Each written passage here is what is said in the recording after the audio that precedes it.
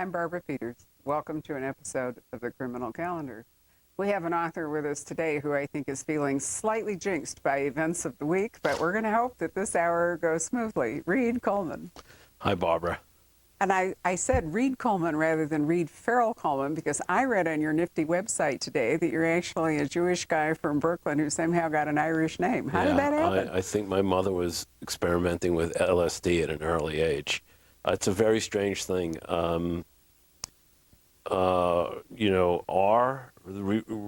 I got my first name, and this is the God's honest truth, in the 50s, there was a B actor named Reed Hadley who had a show called Bunko Squad or Vice Squad, and she always loved him. He was a tall, dark, and handsome. And she was in the ward ready to give birth, and there was a woman also in the ward, and they agreed that if they both had sons, that I would be Reed and her son would be Hadley.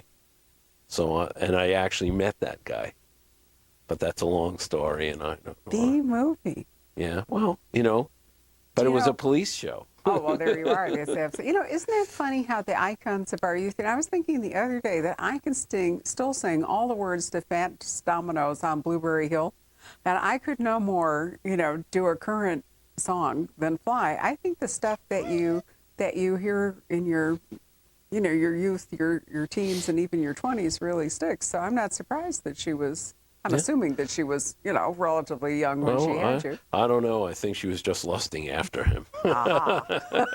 Memorializing it. Yeah. Okay, so what was your actual family name, if not Coleman? My family's last name was Cohen. We beat Harlan Coben's family to it. My dad, before I was born, came back from World War II, and he moved out of New York. And apparently, anti-Semitism was quite widespread outside of New York, and he wanted to get a job, and he changed his name from a name that was obviously Jewish, to one that was clearly black. So, that's the joke in the family that, that's the kind of stuff my dad did. So, then they eventually moved back to New York anyway. So are you from that kind of enclave, Brighton Beach and all that area? Yeah, I'm from that part of Brooklyn that most people don't think about when they think about Brooklyn. I guess what neighborhood I would say to people who are from that area, I'm from Sheepshead Bay. Okay. I say that because there's actually quite a few crime novels that are written in that area recently. And what I know about, I was thinking, I saw a picture on your website of Gabriel Cohen, isn't it? Wrote a really great book called Red Hook, Right. which was not quite in there. No. And then who is the Reggie Nadelson?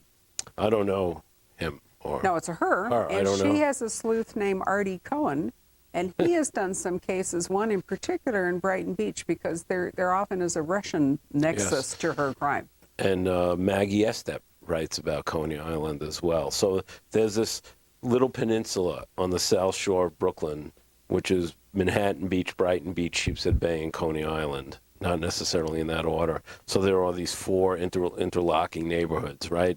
And Coney Island is not an island. It's a peninsula. I hate to break everybody's heart. No. Yeah. That's a part of New York I have not been to. Well, we'll come to that because that is the background for your new novel, Soul Patch, lying there on the table. Yes. But let's go back and talk about what drove you to a life of crime. Growing up in Brooklyn. No, it's at least if we're talking about rioting crime. To me, crime books were the cheesy novels my dad had on his nightstand. It wasn't something that I was particularly interested in. I was trained to write poetry. When I went to Brooklyn College in the mid-'70s, Allen Ginsberg, John Ashbery, and David Lehman taught poetry there. And I was... I was several majors. I was a philosophy major, I was a psychology major, and I was an English literature major. I like to say I majored in everything except modern dance. But those were all great for a crime writer. Right, absolutely.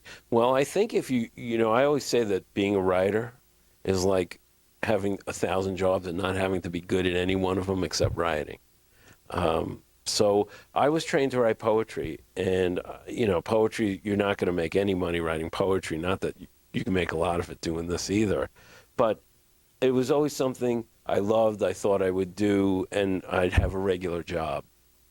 And then early in my marriage, and I was working at Kennedy Airport. I was an air freight forwarder, which is a travel agent for inanimate objects.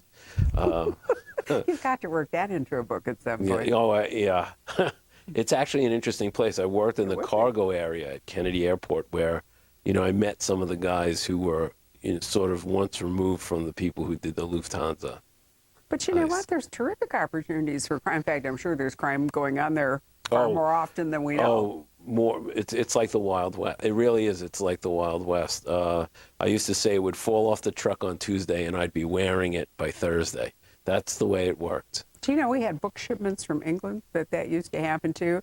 And I was absolutely convinced that there was like an underground inside British editions operating out of Kennedy Airport. It's perfectly possible because they would steal anything, especially if the carton was damaged. Once a carton is damaged, it's like the wounded animal in a herd because they know they're going to get insurance on it anyway. So no matter what's in it, it could be anything from blouses to signed books. But if the carton is damaged, goodbye. Do you know what was even, I know this is a digression, but I've always found this so fascinating. It turns out that they didn't fall off the truck. They disappeared into the bowels of wherever all this stuff was. And do you know how we solved it? I'm so fascinated with this. They used to invoice us from England, and then they would fly the stuff over, and it would go on to UPS, and it would get here. But the freight shippers got paid when it left England. Right. Because I was so angry about it, and it was so expensive, I threatened to sue them. And because then they got frightened that if they shipped stuff, I wouldn't pay them because I was mad and I was going to sue them. They said, we will call you when the stuff gets to New York and you will pay by credit card and then we'll send you your stuff, holding it for ransom. Do you know what happened? They've never lost a shipment since. Oh. Because now they can't get paid until they find it. They were getting paid FOB, freight on board. Exactly. Yes. And I thought, but I thought it said a lot about the whole freight shipment system. Well, believe me, we could do a whole hour on shipping freight. That's enough. Yes. But anyway, so here you are working. So I was working in this thing. I was writing poetry. I had a good career in the freight business. I was making a lot of money. I went to Europe twice a year for free. I had a car and an expense account, but I was bored. It's not what I wanted to do. And I took a writing class. Not a writing class. I took a class in crime fiction at Brooklyn College at night. That's specific? A crime fiction class? Yeah, it was a crime, but it was a night class. Who taught it? Yeah, I don't remember his name. Not a famous author? No, not a famous author. And the funny thing is, I took it because it fit my schedule. Oh, one of those lucky dip accidents. Well, so if it was, poets of the French Renaissance, I'd be writing French Renaissance poetry now. So when I took the class, those crime novels no longer were the cheesy crime novels on my dad's nightstand because I actually read them. And I fell in love with the language. I mean, how can you not fall in love with the language of crime fiction?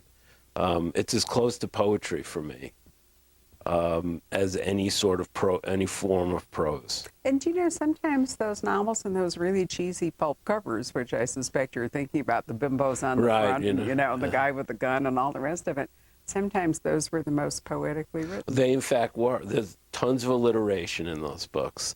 There's a lot of hyperbole in those books.